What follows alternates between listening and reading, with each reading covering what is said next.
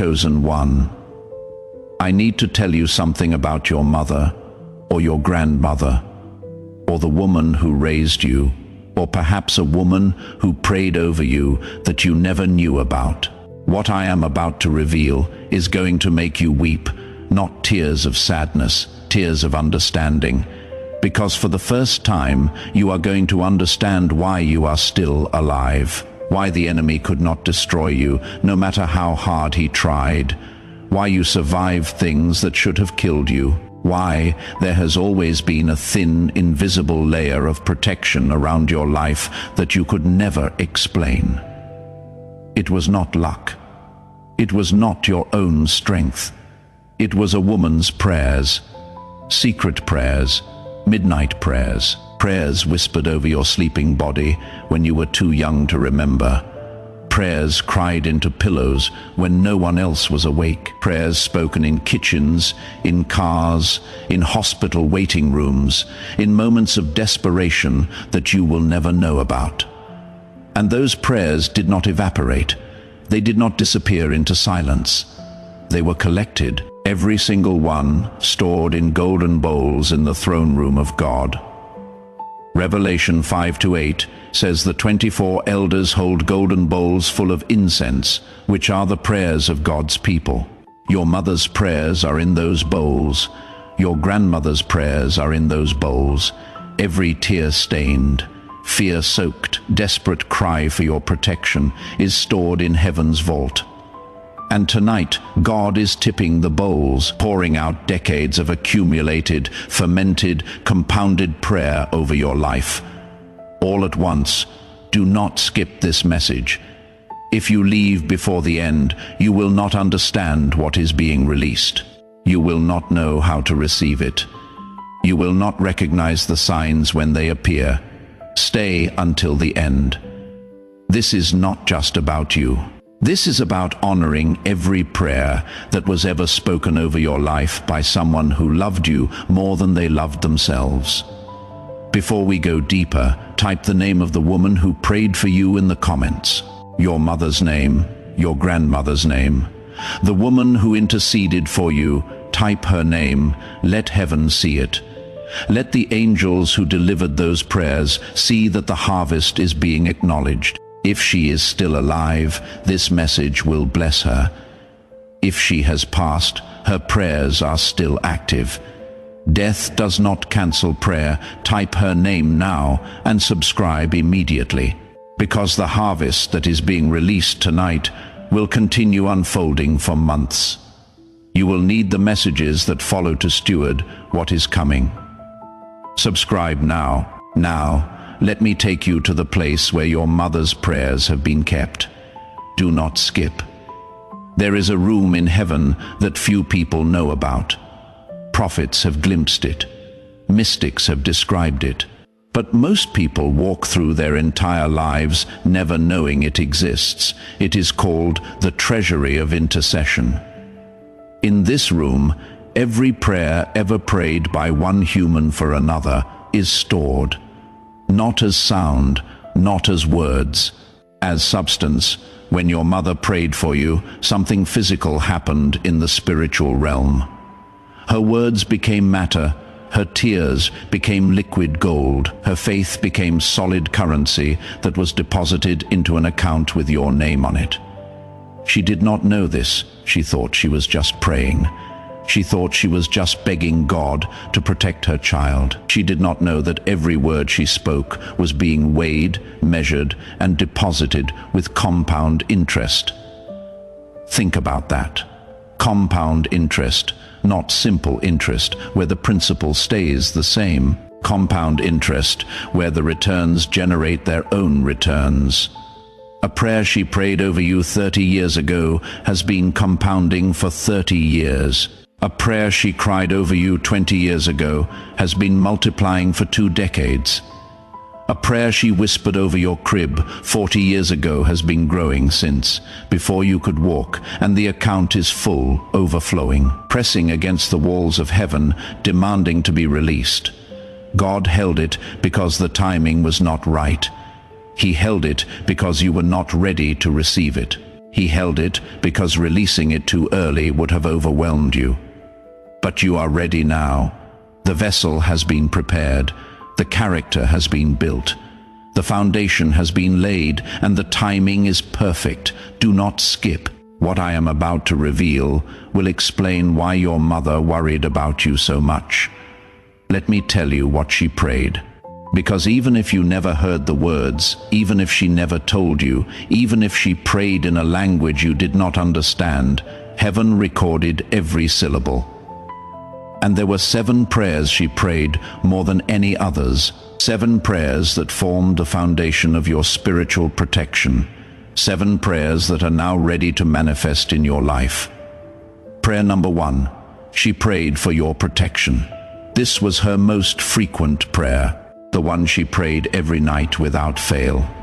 God, protect my child, keep them safe, put angels around them, do not let anything destroy them. She prayed this when you were an infant and she was terrified of losing you. She prayed this when you were a teenager and she could see you heading toward danger. She prayed this when you were an adult and she could no longer physically shield you.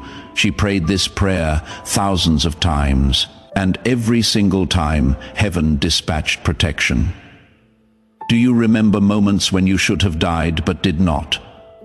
The car accident that should have killed you, the illness that should have been fatal, the neighborhood that should have consumed you, the addiction that should have buried you, the person who intended to destroy you but somehow could not. That was not coincidence. That was your mother's prayer, activating angelic protection before the danger even arrived.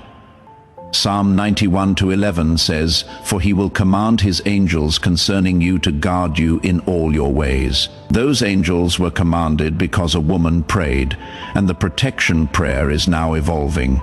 It was defensive, it kept you alive.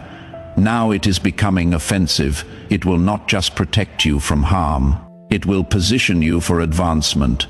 The same prayer that kept you safe is now opening the way for you to move forward without fear. Do not skip. Prayer number 2. She prayed for your provision. Lord, do not let my child go hungry. Give them what they need. Open doors for them. Do not let them struggle the way I did. She prayed this because she knew what it meant to go without. She prayed this because she wanted your life to be better than hers. She prayed this with a desperation that only a parent who has known lack can understand, and heaven heard it every single time. But here is what you need to know. The provision was not released immediately because God was waiting for the right vehicle. He was not just going to give you money. He was going to give you the capacity to generate, manage, and multiply wealth. If he had released provision when you were immature, you would have wasted it. If he had opened financial doors when your character was not ready, the blessing would have become a curse. So he waited. He used the waiting years to build financial wisdom in you through scarcity. He used the lean seasons to teach you gratitude. He used the struggle to ensure that when the provision finally came, you would steward it with honor. Deuteronomy 8:18 says, "Remember the Lord your God, for it is he who gives you the ability to produce wealth." The ability is being activated now. Your mother's provision prayer is manifesting not as a handout, as capacity. Doors are opening, ideas are coming, connections are forming, opportunities are materializing. The financial drought that has plagued your life is ending because a woman prayed, and God always answers a mother's prayer. Do not skip. Prayer number 3. She prayed for your healing. God, heal my child. Whatever is wrong, fix it. Whatever is broken, restore it. Do not let sickness steal their future. She may have prayed this over a specific diagnosis. She may have prayed it over your mental health when she saw you struggling. She may have prayed it over your emotional wounds when she watched you suffer in silence. She may have prayed it over generational patterns that she recognized from her own life and desperately did not want repeated in yours. This prayer has been accumulating power for decades, and healing prayers do not expire. They wait, they build, they compound, until the moment of release. Isaiah 53:5 says, "By his wounds we are healed." His wounds plus her prayers equals your healing. In the coming weeks, watch for these signs. Pain that has been chronic will begin to ease. Symptoms that have been persistent will start to fade. Energy that has been depleted will return. Sleep that has been disrupted will normalize. The body that has been keeping score of every stressful year is receiving permission to reset. Not because of medicine alone, not because of willpower alone, because a mother's prayer has compounded for decades and the healing is being released. Do not skip. Prayer number 4. She prayed for your heart. Lord, do not let my child become bitter. Do not let the world harden them. Keep their heart soft. Keep them kind. Do not let pain turn them into someone I do not recognize. This was her most personal prayer because she watched the world try to break you. She watched people betray you. She watched life disappoint you. And her greatest fear was not that you would fail. Her greatest fear was that you would survive but lose your heart in the process. That you would become cold, that you would become cynical, that you would become one of those people who stopped believing in goodness because goodness had never been given to them. And here is the miracle. Despite everything you have been through, despite every betrayal, every disappointment, every heartbreak, you still have a soft heart. You still cry at the right things. You still believe in goodness even when evidence argues against it. You still care about people even though people have not always cared about you. That softness is not weakness. It is the answer to a prayer. Your mother asked God to protect your heart. And he did. Through every storm, through every fire, through every flood, he kept your heart soft. Ezekiel 36:26 says, "I will give you a new heart and put a new spirit in you. I will remove from you your heart of stone and give you a heart of flesh." Your heart of flesh survived because a woman prayed for it, and now that soft heart is about to become your greatest asset. Because in a world growing cold, a warm heart becomes a magnet. It attracts the right people. It opens the right doors. It creates opportunities that hard hearts can never access. Your mother's prayer for your heart is about to become your greatest weapon. Do not skip. Prayer number 5. She prayed for your purpose. God, show my child why they are here. Give them direction. Do not let them wander through life without knowing why you created them. She prayed this because she saw the gift in you before anyone else did. She saw intelligence before your teachers noticed it. She saw creativity before the world valued it. She saw leadership before you believed it. She saw something in you that even you could not see. And she prayed that God would reveal it to you in his perfect timing. That timing is now. The fog that has surrounded your purpose is lifting. The confusion about your calling is clearing. The questions about why you are here are being answered. In the coming days, pay attention to what energizes you, what makes you lose track of time, what problems you naturally want to solve, what topics you never get tired of discussing. These are not random preferences. They are coordinates. Your mother prayed for your purpose, and God is answering by activating the internal GPS she asked him to install. Proverbs 22:6 says, "Train up a child in the way he should go, and when he is old he will not depart from it." She trained you in ways she did not even realize. And that training is now bearing fruit. Do not skip. 2 prayers remain, and they are the most powerful. Prayer number 6. She prayed for your marriage and your children. Even before you had either, God, send my child the right person. Do not let them settle. Do not let them be hurt again. And when they have children of their own, let them be better parents than I was. That last part breaks me because it reveals the humility of a praying mother. She did not think she was perfect. She knew her own failures. She knew the mistakes she made, and she prayed that the cycle would improve with you, that you would receive what she could not give, that you would give your children what she wished she had given you. If you are single, this prayer is preparing your divine connection right now.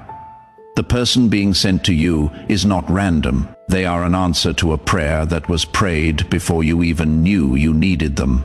If you are married, this prayer is strengthening your bond in ways you cannot see, healing wounds, deepening intimacy, restoring what was damaged. If you have children, this prayer is flowing through you into the next generation.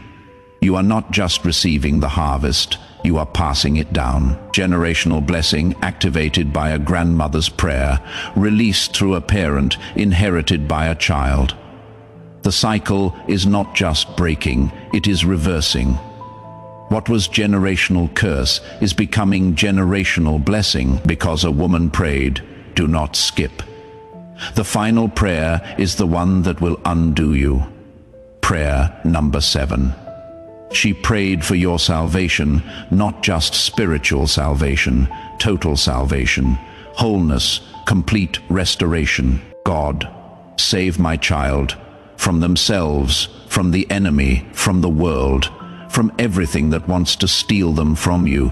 Do not let them go. Hold them. Even when they run from you, hold them. Even when they rebel, hold them. Even when they stop believing, do not stop holding them. This was the prayer she prayed with the most tears. This was the one that kept her awake at night.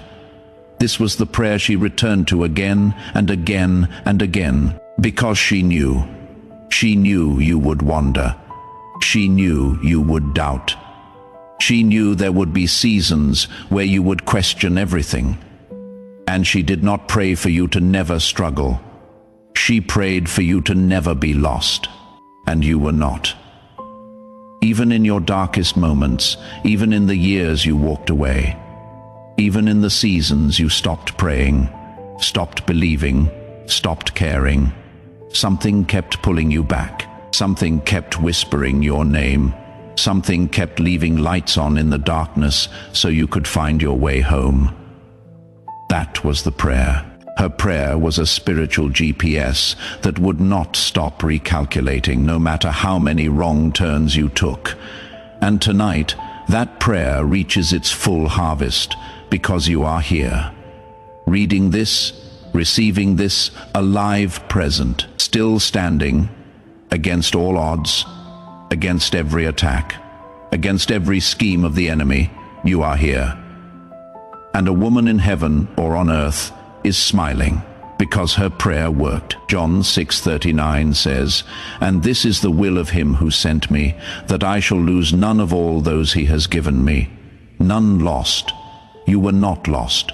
You were held. By prayers you did not know existed. By love you could not see. By a woman who refused to stop asking God to save you. Do not skip. All 7 prayers have been revealed. Now let me tell you what happens when 40 years of compounded prayer is released at once.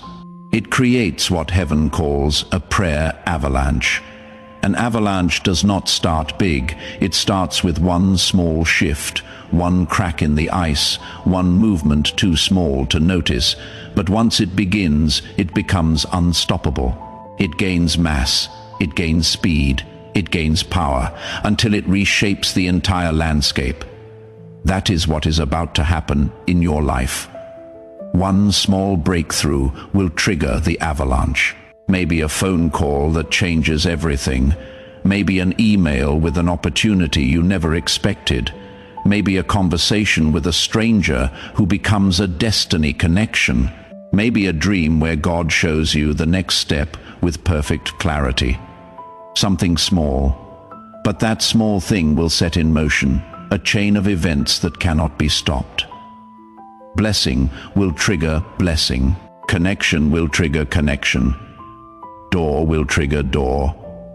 Healing will trigger healing, until your entire landscape has been reshaped by the accumulated force of decades of prayer.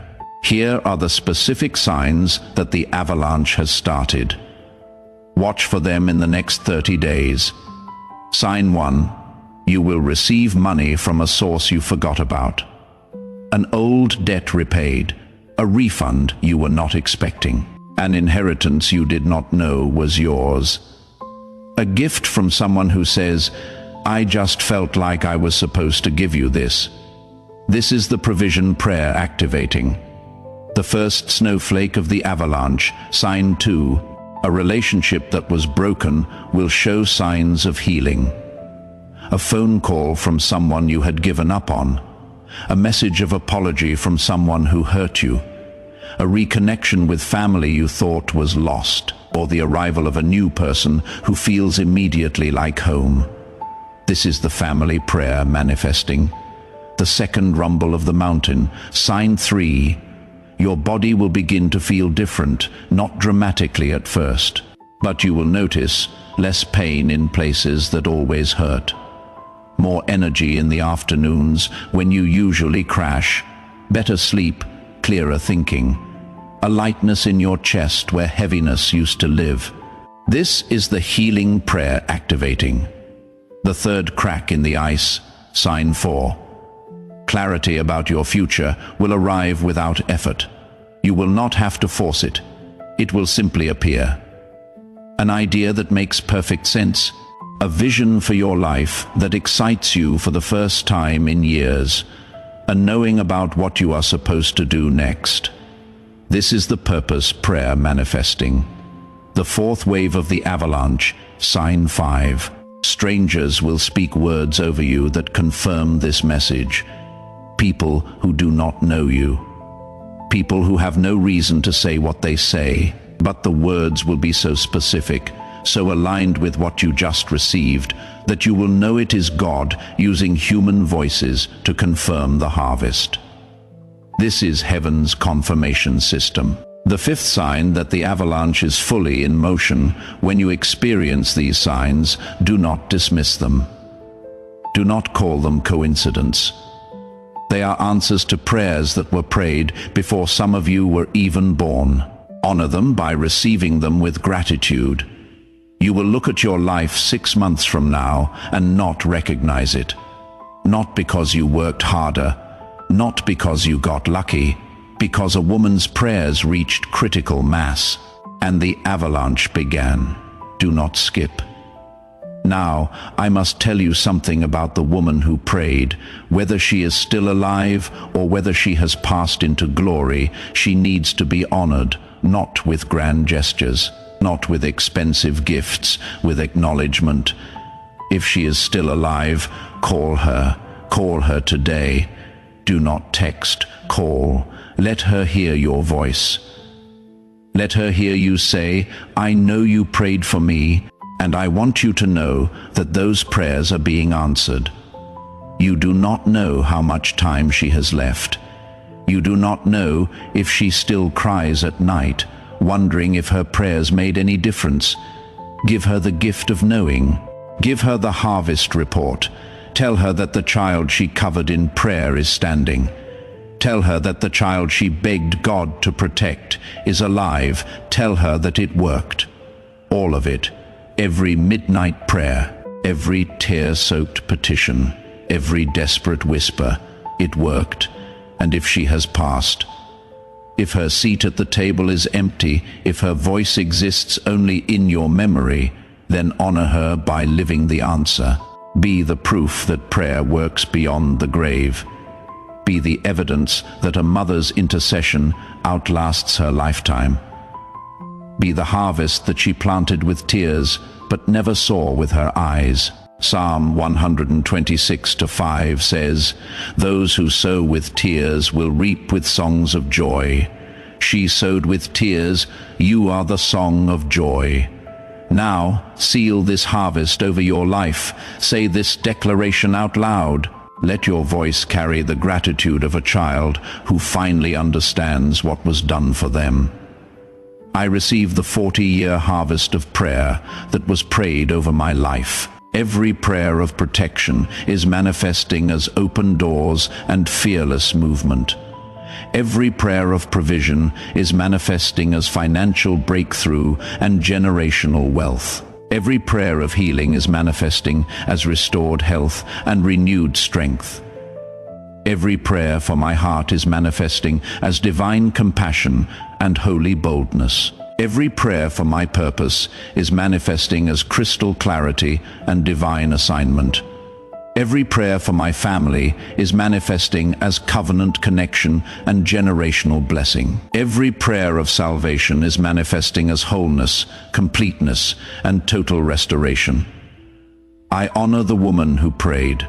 I honor her tears. I honor her faith. I honor her sacrifice. I honor her love that did not quit when I gave her every reason to. I am the answer to her prayers, and I will live in a way that makes the harvest worth the wait. In Jesus' name, Amen. Heaven just recorded that, and somewhere a woman just smiled, because she always knew this day would come. Now, complete these final steps. First, like this video, this is not about algorithms. This is about honor. When you press that button, you are honoring every prayer that was prayed over your life. You are saying, the prayers were not wasted. Press it now. Second, subscribe and turn on all notifications. The harvest that begins tonight will unfold over months. Each prayer will manifest in its own season. You will need guidance. You will need direction. You will need specific words for specific moments. The messages that follow will provide them. Subscribe now. Third, share this video with someone whose mother prayed for them. Everyone has someone who interceded. A mother, a grandmother, an aunt, a teacher, a stranger who felt moved to pray. Share this message with someone who needs to know that those prayers are being answered.